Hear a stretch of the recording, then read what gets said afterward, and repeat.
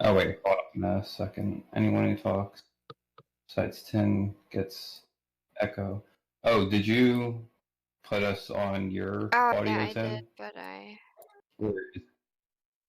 Oh, okay. Then Canis could...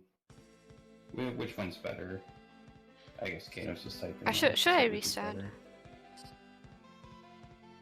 better? Should be good, I guess. But yeah, so late hi to everybody.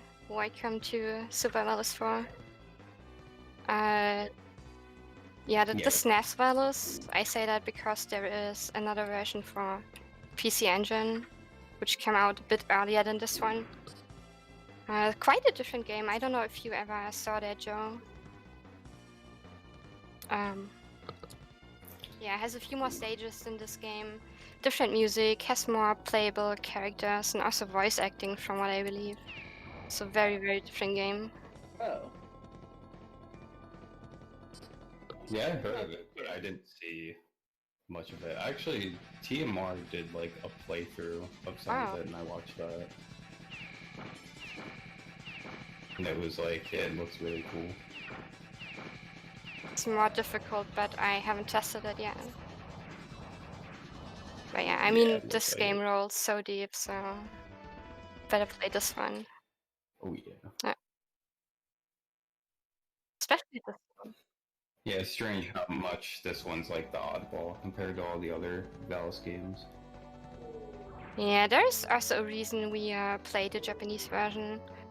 If some of you guys played this one when they were kids, you probably played the US version. And that's not fun, because it's pretty much the same game. Same level, same bosses, everything. But for the US version, you only deal half the damage you do in this version. But I don't know why they did it. I really believe sometimes the developers just want to see the player suffer. So not only do you just deal half the damage of this version, you also take double the amount of damage in the US version. So that's a big, big difference between those two. Right, so we're gonna try and grab another sub-weapon that's hidden behind this pillar. I didn't know about that for a long, long time. I was missing on that for I don't know how many times until I finally realized it's behind this pillar.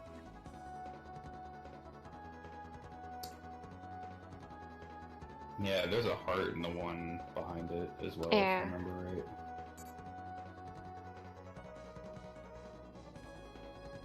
So for the stages in this game, there's very little RG. I believe only the bottom road in Red Moon 1. But for the bosses, each boss carries heavy RNG in this game.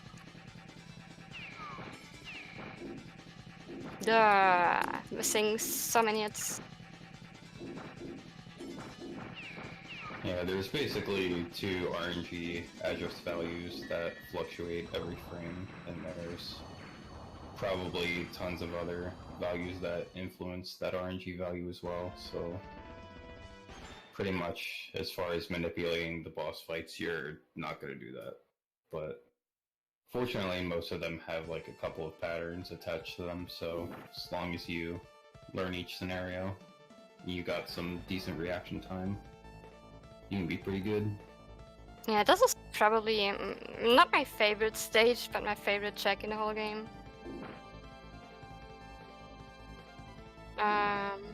You want to explain the headless real quick, Joe?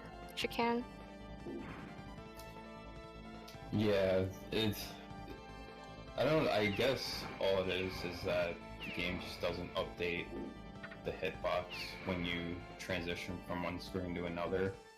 So, for example, after you kill a boss, if you just crouch down, then Lena's hitbox gets shortened in half because, she's crouching.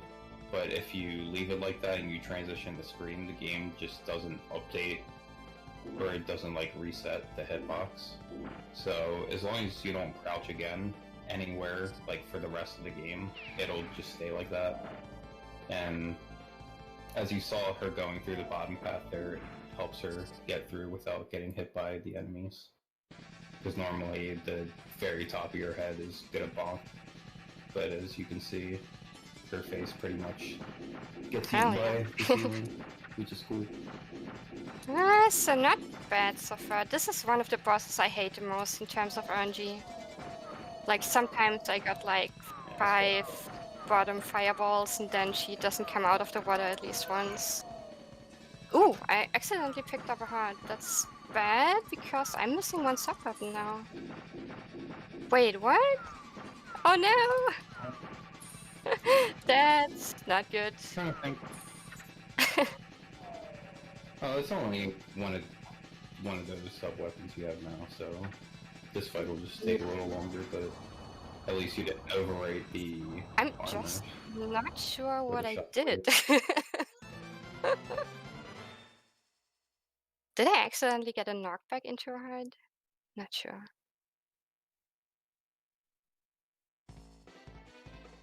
I'm not sure, maybe at the very end of the stage you like walked through all 3 of the sub weapons instead of the last Oh 2. yeah, maybe. That That might- happens sometimes.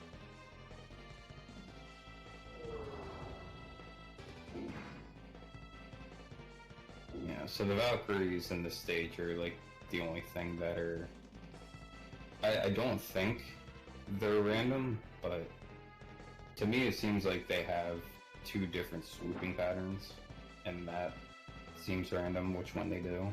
But as far as their location of spawning, that's all it Yeah, fits. for the one that is right before the 3 flowers, sometimes I feel like I'm super far to the right side and I still get hit. I don't know why. Yeah, I do like a specific set of movement there, so regardless of which pattern you get there, you don't get hit. But yeah, if you just kind of take a head on, it's annoying. So these 2 guards we just passed, sometimes you get a double hit from those. And it's not really much you can do. But you really want to try and get to the boss with armor on still. Taking the save because headless is fun. So this boss is one of the bosses I hate the most. You can tell from how much the screen lags which way he's gonna dive, but still, it's not good for the eye. Yeah, there's a lot of reaction timing in this boss, and he just shows up so quick you have like no time.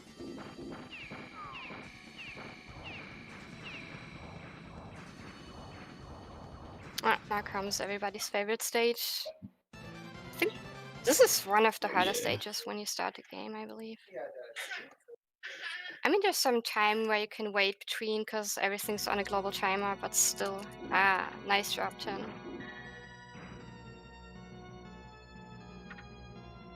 Oof. That's not a 1-cycle crystal. This stage is the best on easy mode though. No those stupid ass crystals, no insane lag everywhere. That's the thing that causes most of the lag in this area is those crystals dropping. It's really stupid. Yeah, first when I played this on emulator, I really believed it was the emulator lagging so much, but it's actually the game lagging like crazy. Yeah, it just straight up drops half its frame rate.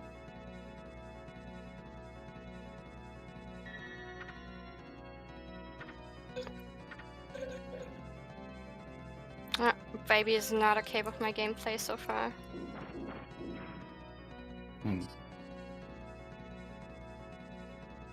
Ooh, no. The one upside to the stage is you have like technically 3 seconds to wait. Like even the task has to wait at the very end of the stage, but it's still tricky to get through because if you get stuck by 2 icicles, that's pretty much it. Yeah, so I had to take the end a bit safe because we are very short on armor. And I could have taken only 1 more hit, so that's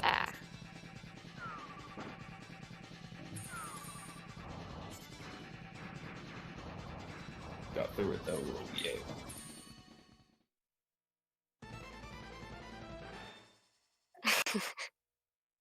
Yeah, so last regular stage in this game is Red Moon. First part of the stage is not too bad because I believe those lonelinas always spawn the same way. But once we get to the bottom of this stage, you have fireballs that can spawn either high or low, and that's complete RNG, so that's really not much you can do. Like top runs, they activate armor before the fireballs and just hope to get through pretty clean. But I'm gonna try and take it a bit more safe and activate my armor at the very end of this screen. Yeah.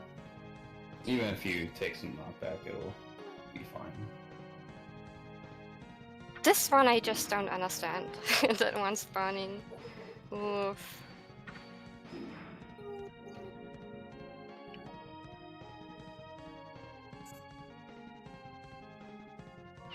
And yeah, it's probably one of the best tracks in the whole game.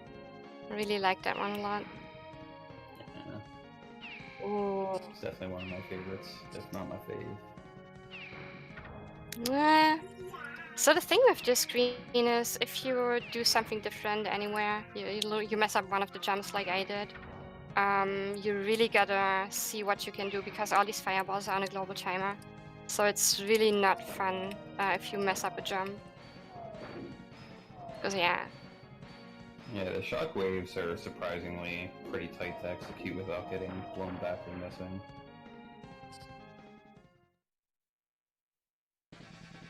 Yeah, so this boss lizard, that's a bit of a pain, because he can give you some good RNG or really bad RNG. Sometimes he goes up immediately after you hit him once, and that's very, very costly.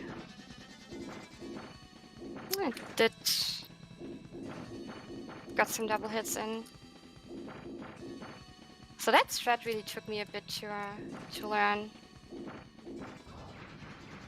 But yeah, if you get started out of this game, the best you can do is just wait until he dives and then jump over him and turn and hit him. So get at least one hit in consistently. But to save time, you really want to try and do a setup you can do these 2 double hits per dive. Did you notice at the start of that Blizzard fight, he like threw laser beams Oh at you right no, away? I don't know if I ever had that. Oh, well, it happened there. That's the only set thing that can happen in that fight. There's still the 2 random patterns, but if he throws those 2 laser beams right at the start, that means you got to him too slow, and like he'll always do that no matter what if you don't hit him right away. Oh So pretty nice, much I didn't ASAP. even see those. That's good to know though.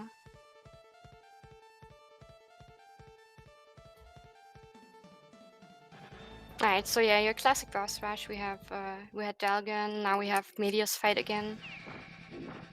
And then God, imagine if there was Nordil. I would cry. oh come on, no double hits. 1. Come on, Medius. Tedious.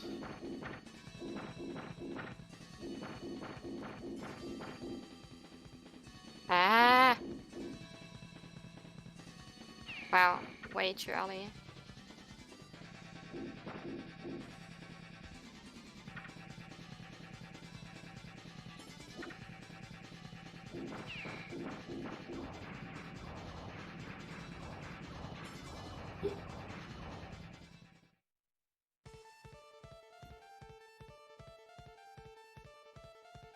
But yeah, for the bosses, I mean, there's not much you could do for a boss rush, so they just took 3 random ones. Just happened, so we had to deal with this one again.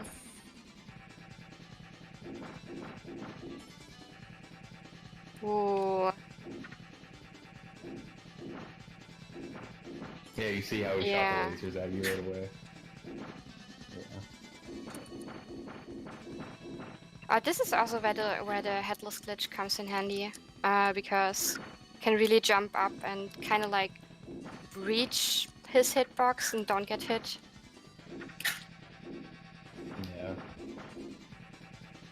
Yeah. So off, yeah. And also when he goes slowly from side to side, normally you'll take a hit. If you just stand there and swipe at him with the headless glitch, you don't get hit at all. So yeah, coming up is very last boss of this game. Yeah, Gargia is a pain when it comes to RNG. Like not so much for me with my time for this game, but if you want to have a top time and he just gives you bad RNG, that's just pretty much rip run. I mean, same goes for Lizard, and I mean, if you have 2 mediocre boss fights, that's also rip run. It's really RNG heavy when it comes to the bosses. Yeah. Oh yeah, regarding the HP bar door, it really depends on how fast you get through the stage. So if a stage takes you very long, the HP bar for the boss increases.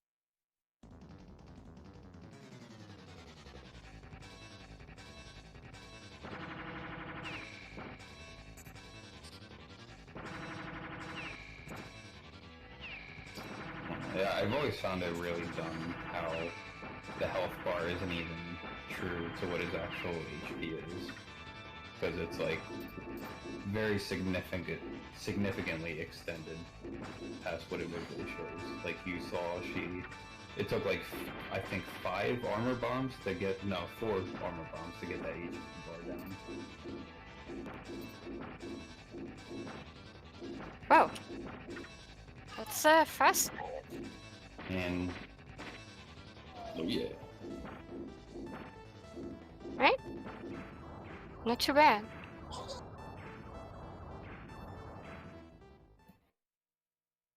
So, Yeah, that was good.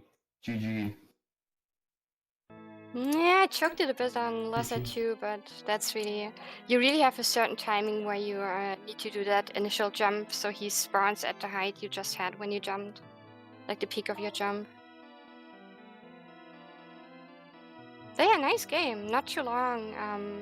It's really execution heavy when it comes to the stages. A lot of RNG to the bosses though.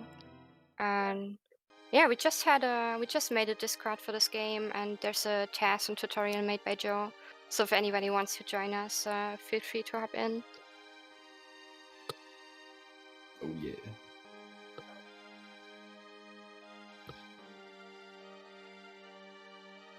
It was a very nice casual low 16.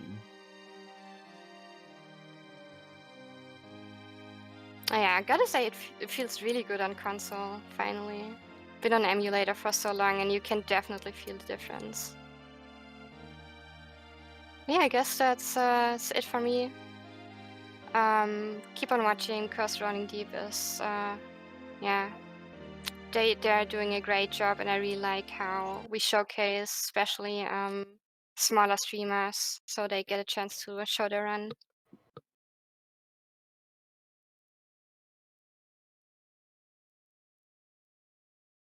Right? Guess gonna roll out for now. Oh yeah, thanks for the run, 10. Good Yeah, game. Good job. Thanks for hanging out. Oh yeah. Right. Yeah, I'm glad I stayed up for it. Yeah, thanks, Joe. Alright, Oh yeah. gonna roll on in the stream in a tiny bit. Right, see ya. Oh yeah. Have a good one, 10.